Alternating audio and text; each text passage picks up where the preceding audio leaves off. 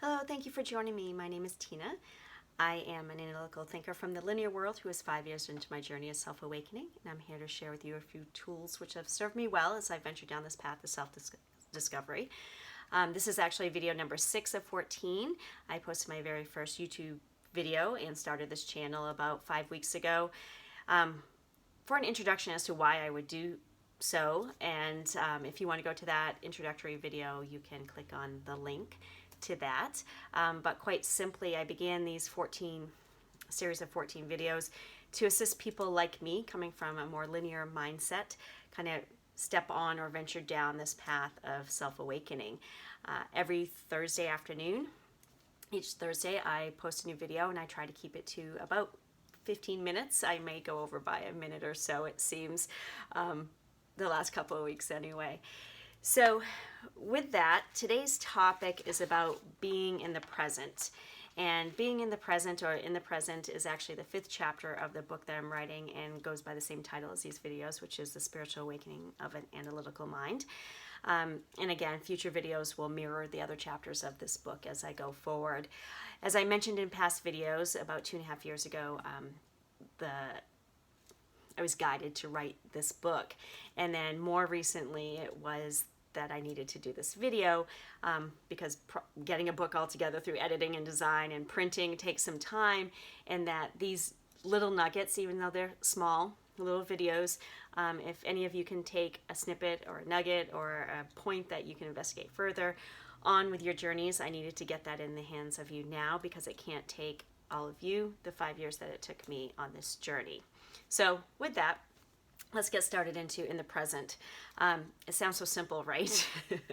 but when we really stop and think about it, it's actually a pretty difficult practice to incorporate into our lives, at least with any consistency, and at least that's the case for me. Interestingly, last week we discussed Mother Earth, and truly the two chapters or the two topics go hand in hand in many ways. First of all, we discussed awareness and gratitude, and living a life more fully present incorporates those two things as well. And then there's just being out in nature. Nature and being in the present just are an automatic connection there, an automatic way to live, and a great practice to incorporate. But we'll get into that piece in just a second.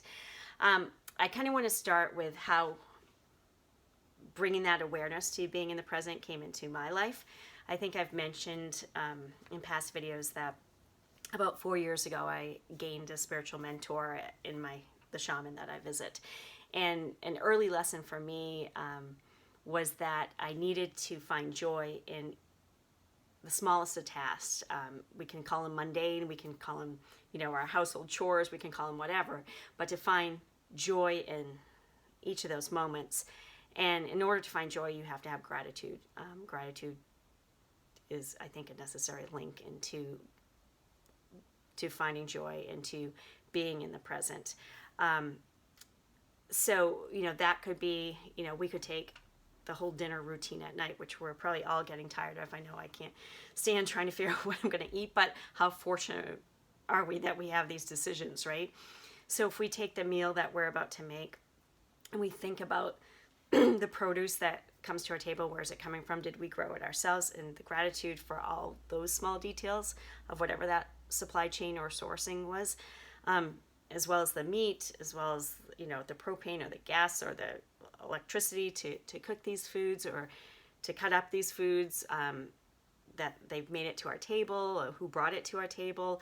So all these little points of gratitude, if we can stop our minds from racing about all these other things we need to be doing or thinking, or even, I find sometimes I'll stick a podcast in my ear while I'm doing these things. And so instead I could have somebody else come out and talk to them, or just be in the moment with that. But, we're so used to trying to fit so much into our day, it seems, but slowing things down and having those points of gratitude. So then we take that meal and we sit down at the table.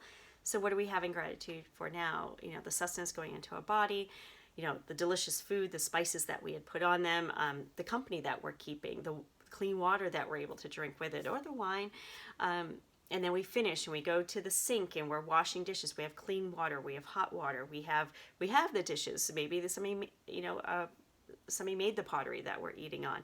So just breaking it down. And, a second point that at least he made for me was that by doing that, by finding the joy, by having the gratitude, we also stop the tally board. I'm out here doing these things versus Joe or Justine out here helping me. I'm getting annoyed. I'm having resentment. I'm getting frustrated. So I'm now not in the moment and finding that joy because I'm too worried about, I did this yesterday. So do you see what I mean? And his point was, if you can find the joy and be in the moment, find the gratitude, you're going to vibrate at a higher frequency, right? And when we have that within our household, it changes the whole household, and things will change. People will help. People will be pulled into that. So that was, just one piece of that. So using that same concept, right, we can incorporate it going out into nature. And so the example that I use is, hopefully you have clean, fresh air, but we step out in the morning, to greet the day and take our deep breaths. And when we do, we fill up our lungs with this clean oxygen. We have the rising sun on our faces. Maybe we step down, we're barefoot onto the grass if we're fortunate enough to live in such an environment. And just like we talked about connecting yesterday, the negative electrons are coming in and stabilizing our electrical system. And so if we just slow down, breathe, have all these points of gratitude. Maybe it's raining and we can feel that on our face. It changes the whole experience. And all we did was go outside and breathe. But there are that many points of gratitude. And perhaps we take that, we go back inside and steep a cup of tea and have gratitude for each of those moments. So there's two situations. Another is, what if we took this to people? Can we keep our minds in the present when we're with somebody? We should, but, how great are we? Is your mind drifting right now? Maybe. Can we, stay in the moment with a conversation with somebody without our minds going to the point we want to make next? Can we listen to what that person is saying? And, truly all of us, adults and children, especially children, they just want that authentic human connection. We're all craving it, quite honestly. And there's no reason that we all can't provide it. We just need to stop. As I mentioned before, instead of, when you're talking to a family member or a friend, just on the phone, do we need to be, doing every single one of our household chores at that moment? I know I'm a culprit. I'm bad. And my family will catch me sometimes because I'm trying to, unload the dishwasher, banging, clanging, and not really listening to the stories. So I think if we're honest with ourselves, we could probably all do better at that. Okay, so the next one, what about our thoughts, right? So how do we keep our thoughts in the present? Like I said, were your thoughts drifting just now? Were my thoughts drifting just now? How are we about keeping our thoughts in the present versus, going back in time and being concerned about what happened yesterday, or looking towards tomorrow and being stressed out about tomorrow? How many of us do that and kind of beat ourselves up for those things when truly we can't change the past and the future has yet to occur? If we stay in the present now, can we make the future situation a little bit better? Probably we can. So there's all that. I can tell you that this point has been brought up in my household a lot recently, and I don't think that we're probably alone in that. This pandemic has brought a new level of stress and anxiety to everything. The kids have just been with schooling, things have been crazy. And so we've talked about it a lot, and it's hard to do it sometimes with any sort of consistency, but trying to kind of rein in our minds and stay in the present situation so that we're not giving strength and giving energy to that situation that is creating the anxiety, right? Do we sometimes need to step up and take action towards that future situation? Absolutely. But not letting ourselves kind of get mired in all that is helpful. I know for me personally, heading into this last weekend, Mother's Day weekend, I had a lot coming up. There was a lot of stuff due for the book that I hadn't had time and didn't say no to, so I needed to do it. I had some work stuff. My kids were with me, and they have their needs. It was Mother's Day weekend, and with people being now vaccinated and stuff, we were able to expand our family circle, so we were having actually, parents and stuff to the house, and so there was a lot going on, and I was starting to do that spin. I don't know if any of you can relate to that, and I finally stopped myself and had a little talk with myself and said, you're not going to have any fun this weekend. You're going to impact other people's times. So let's break it down and stay in the moment. Stay in the moment when you're with people and enjoy that. And when the opportunity presents itself, that there's a spare minute or whatever, focus and be efficient with getting certain tasks done that will reduce the stress that I would have on Monday, right?